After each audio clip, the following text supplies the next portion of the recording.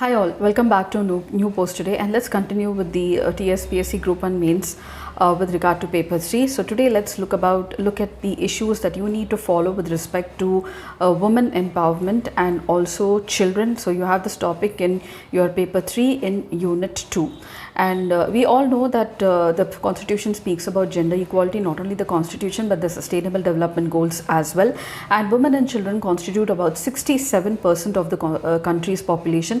Empowerment and protection of women and children is the most important to ensure equality and justice, and we know this. So there is a dedicated ministry and also departments at the state level with regard to women and child development to look into the development of women and children. Let me tell you that this separate ministry came into being in 2006, and earlier it was the Department of Women and Child Development until 1985 under the Ministry of Human Resources.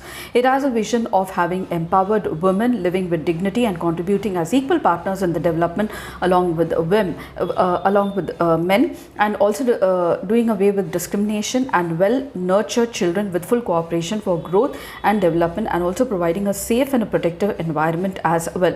So these are the goals of the Ministry of Women and Child Development. If you see that the principle of gender equality is enshrined in the Indian Constitution. Constitution not only grants equity or equality to the woman but also empowers the state to adopt measures to ensure there is equity and empowerment of the women and neutralize the socio-economic and political discrimination faced by them. Empowerment of women is a process that leads to women to claim their rights to have access to equal opportunity in economic, cultural, social, political spheres of life. And the empowerment of women is multidimensional. So the Ministry of Women and Child Development takes a number of steps to ensure women empowerment, and whenever you answer a question with regard to women empowerment, it has to be multidimensional itself and not only from the economic perspective per se. Also, speaking about women empowerment, not only addressing what the Constitution says, but also you have the United Nations Declaration of Rights, and also most importantly the sustainable development goals that have to be achieved by all the nations by 2030, and you have to include these very points as well. So if you look, I told you that the women empowerment is multidimensional. You have a series of legislative framework to protect the rights of women and also to protect women from various atrocities as well, to do away the atrocities against the women, because mainly India is a patriarchal society. So you have the Sexual Harassment of Workplace Act, which deals with providing a safe environment for women in working spaces and to build an enabling environment for women so that they can enjoy status and opportunity, and it covers all the women irrespective of the age, employment status, and protects them against the sexual harassment at workplace, whether these workplaces are organized or unorganized. And to ensure effective implementation of this act, the ministry has developed an online complaint management system called as Sexual Harassment Electronic Box, or the SHE box, which can be accessed by people. The next one is child marriage. The ministry is taking proactive steps to do away with the social evil of child marriage, and therefore recently also there is an amendment in the Prohibition of Child Marriage Act, which seeks to increase the marriageable age of women to 21 years on par with men. And apart from that, you have the Domestic Violence Law, which is the Prevention and Protection of Women from Domestic Violence Act 2005. Then you have the Dowry Prohibition Law, which deals with doing away with dowry. By encouraging effective implementation of this act, the ministry is working hard to ensure the end of the practice of dowry, and it defines dowry and penalizes by giving and also abetting the giving of dowry, and also lays down a built-in mechanism in the form of a dowry prohibition officers who ensure effective implementation of this act. Then you have the Indecent Representation of Women Act. So the directive principles of state policy and also fundamental duties speak about protecting the right and the dignity of women. So we have the Indecent Representation of Women Act 1986, which was enacted with the specific objectives of prohibiting the indecent representation of women through advertisements, publications, writings, paintings, figures, or in any other manner. You have the prevention of the Commission of Sati Prevention Act 1987, Immoral Traffic Prevention Act 1956. So trafficking of persons or human trafficking is one of the most notorious crimes that especially affect women and children. So worldwide, there is an organized crime syndicate that exploits women into trafficking and also children. So to deal with this, you have the Trafficking of Persons Prevention and Rehabilitation Act, and recently there has been a amendment also to this to increase the punishment also. There are various schemes now by the government of India taken by for the empowerment of women, and these have been formulated and divided into 3 important schemes such as Mission Shakti, Saksham and also Vatsalya. So the mission the Mission Shakti deals with the particular steps list of goals, Mission Vatsalya and also similarly Mission Saksham. So if you look at that, Mission Shakti is an integrated women empowerment program and an umbrella scheme for the safety and security for the empowerment of women, and it is being implemented during the term of the 15th Finance Commission from 2021 and 2026. So these are the most important components of Shakti. It has 2 sub-schemes, that is Sambal and Samarthya. So Sambal sub-scheme is for safety and security of the woman, and the Samarthya sub-scheme is for empowerment of the woman.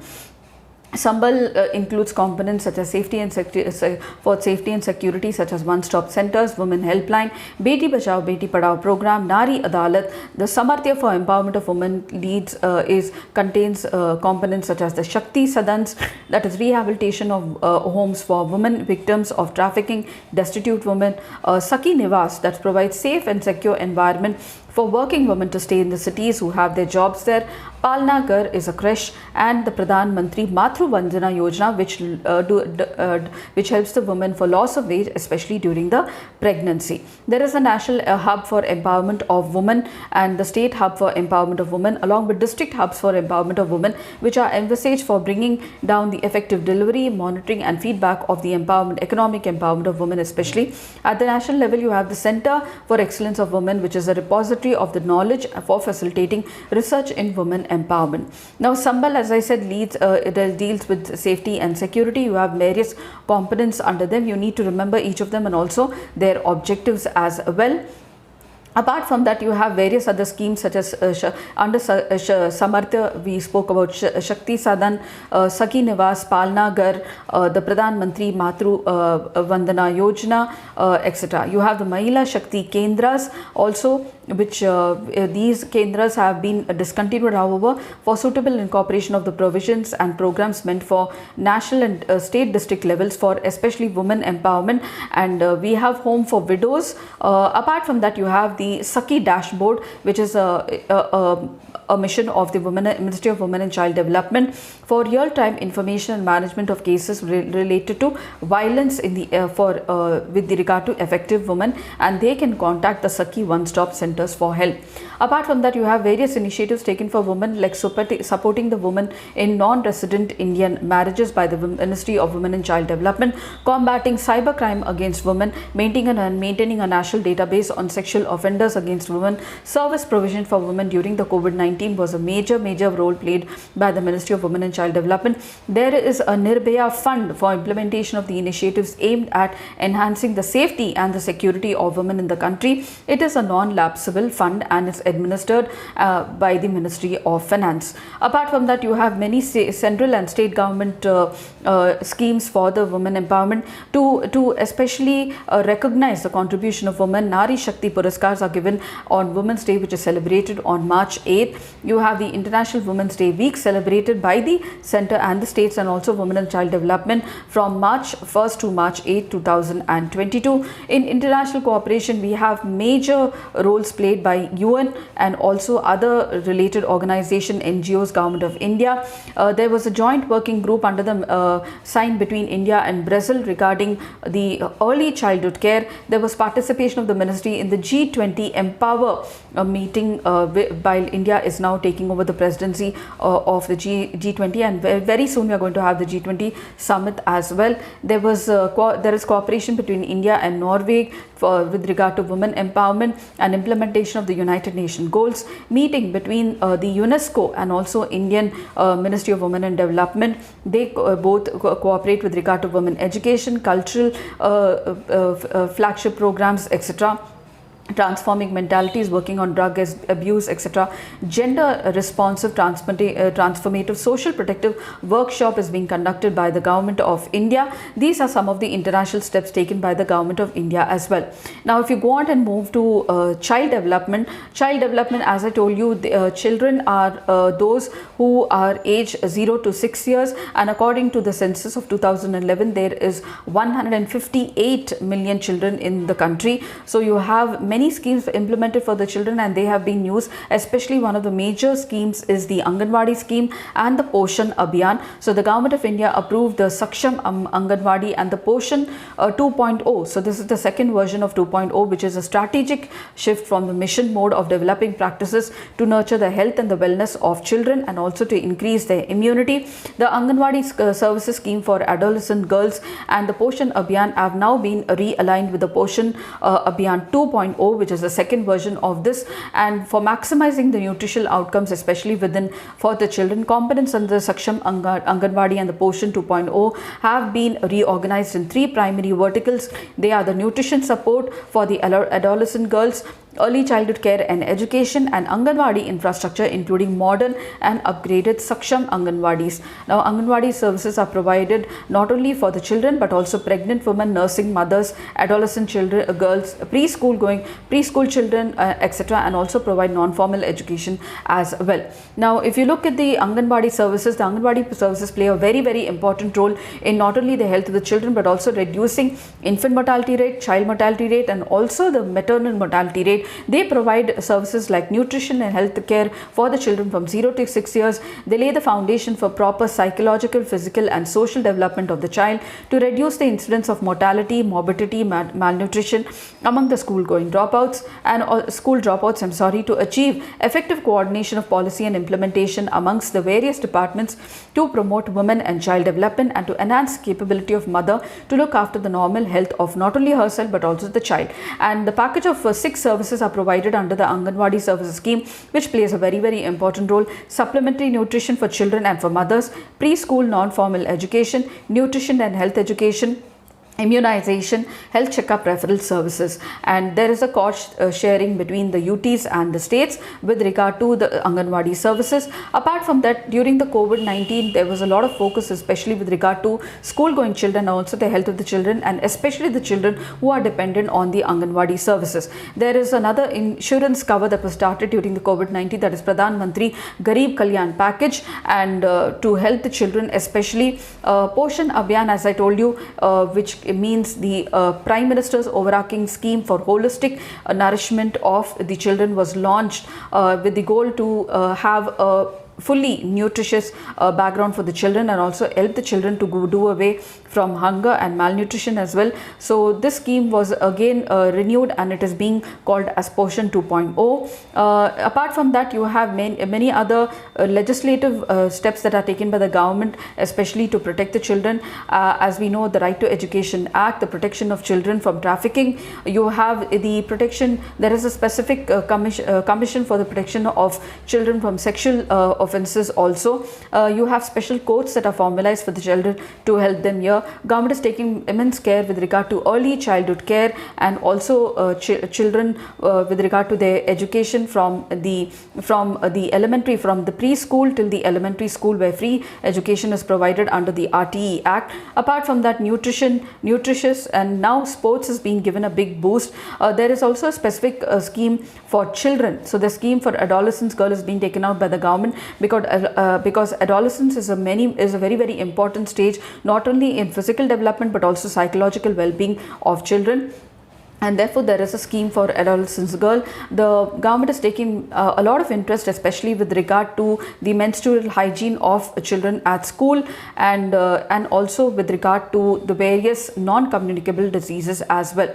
If you look at child protection and welfare, as I told you, we have dedicated laws and bodies for protection of child right. We have the National Commission for Protection of Child Right. The United Nations Convention on Child Right is being signed by India, and therefore we have various laws with regard to child right, Protection of Children from Sexual Offences Act 2012. The POSCO rules have been amended in 2020. New rules were given for this. You need to know some of these rules. Juvenile Justice Care and Protection Act of 2015 for the betterment and the rehabilitation of children, especially who commit any wrong. You have the Ministry of Women and Child Development launching the mission Vatsalya, for especially it implements the various aspects of child development, subsuming the ongoing child protection services scheme. Apart from that, you have various statutory bodies like the child welfare committees, juvenile justice boards, you have special juvenile police units. There is service delivery like state protection, state child protection society, state adoption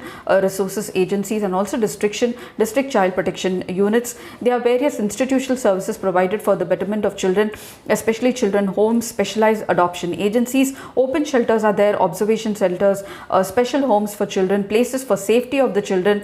We have children who are born from the persons who have been infected by HIV and AIDS. You have special homes for them as well. There is a lot of family-based institutional care is being provided under Mission Vatsalya. These are a few list of steps that are taken for child empowerment especially. Apart from that, you have the PM Cares for Children scheme. The PM Cares for Children scheme was launched by the Honorable Prime Minister in 2021 for children, to support children who have lost both their parents during the COVID-19. And apart from that, you have children with disabilities. So there are specific list of schemes even for disability, the children who suffer with disability are called as a Divyangjan, and that we will be covering under the disabilities topic of your unit 2 with regard to this. So I hope that this would especially help you to lay the foundation and to build up on this and know which are the topics that you need to cover. Knowing the various metrics like your infant mortality rate, child mortality rate, under 5 mortality rate, the states which are backward in this, gender, especially with regard to child sex ratio, the most important thing with regard to demographics. This is another important thing. Usually social issues are much touch topics even in your essays, so these topics will definitely help you to lay the foundation for that. And if you did, please do like, share, subscribe, and I shall see you in my next post with another most important topic. And until then, it's happy learning.